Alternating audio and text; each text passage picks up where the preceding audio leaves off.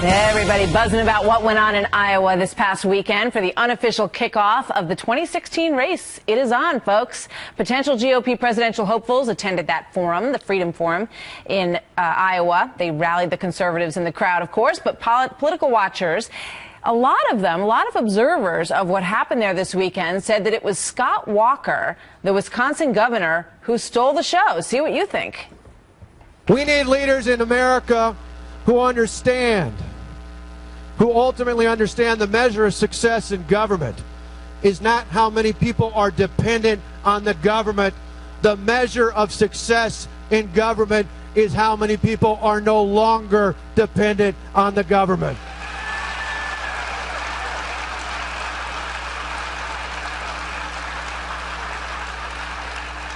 We need that kind of leadership going forward. So meanwhile, two potential candidates who rank the highest, really, in the polls that we've seen so far, former governors Jeb Bush and Mitt Romney, did not appear. They chose to sit this one out at the summit. So let's get the take on all of this from Karl Rove, former White House Deputy Chief of Staff and Senior Advisor to President George W. Bush. He's a Fox News contributor. Karl, good morning. Good to have you with us today. Morning, Martha. Hey, so, what was your takeaway? Because Scott Walker got a lot of buzz. He was walking around on the stage with his microphone, and I think he must have sensed that his delivery and how he did on that speech was really important for him this weekend. Yeah, look, you have an event and you can perform really well, but you may not win the coverage because somebody else does something unexpectedly good or bad. And that's what happened this time around. Scott Walker I say this as the son of a Wisconsin native. My dad was born in Milwaukee. Upper Midwestern politicians have a reputation for being too nice and too polite. I jokingly say as a Norwegian American, it's because they got too much Scandinavian in them. And the question about Scott Walker was, is he going to be able to show passion? People always accuse you of being too nice and too polite, Karl. Yeah, well, exactly. Exactly. But upper Midwestern politicians have this problem. Last time around, we had Tim Pawlenty, who's very smart, did an exceptional job as governor of Minnesota, but wasn't able to project emotion. And people thought about this reserved, solid, very effective governor of Wisconsin. They thought, he's a good guy with a great record, but is he going to be able to demonstrate passion? And so while we had a lot of good performances at the Iowa Freedom Forum, Ben Carson, Ted Cruz, Rick Perry, the guy who won the headline was Walker because of this delivery. And it's an interesting insight. If he keeps this up, he will be a major player, particularly in the Iowa caucuses, where he's got some. Gotcha. He was born, spent some early years in Iowa, and his dad was a pastor there. Yeah, Iowa will be a huge test for all of these folks, and Walker may prove to be interesting in that part of the race as well. Two people that everybody also talked quite a bit about were the two men who were not there, Mitt Romney and Jeb Bush, and here is none other than Donald Trump on the two of them. You can't have Romney, he choked. You can't have Bush.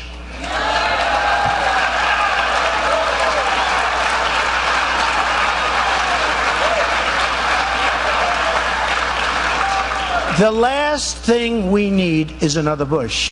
He said Romney choked in the last election, and the last thing we need is another Bush, and he got a rousing applause. Any surprises in that for you, Karl?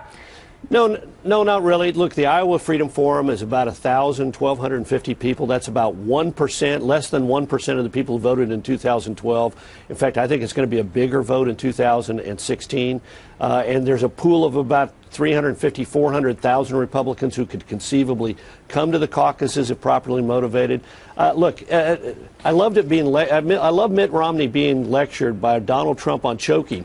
Trump is the guy who constantly chokes on the idea of becoming a candidate. He says he's going to run, and then, like 2012, goes out and gives a lousy speech in Las Vegas and ultimately decides his TV program is more important than his presidential campaign. But this is the kind of thing that Romney and Bush are going to have to endure as essentially the front runners in this contest. Do you think they were smart to sit it out, or do you think it would have been a wise decision for both of them to show up and to say, look, I'm as conservative, as any candidate you could be looking for?